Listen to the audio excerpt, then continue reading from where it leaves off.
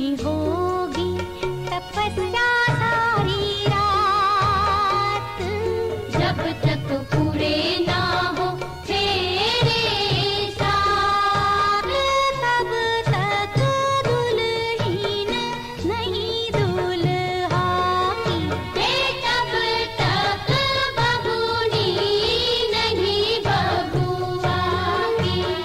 ना जब तक पूरे ना हो तेरे साथ।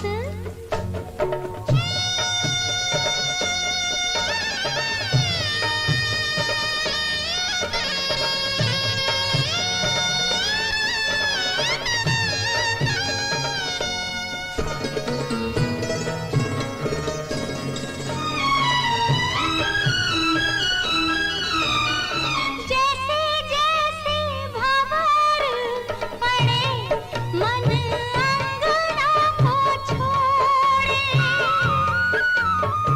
एक एक भंवर नाता अनजानों से जोड़े, मन घर अंगना को छोड़े अनजानों से नाता जोड़े।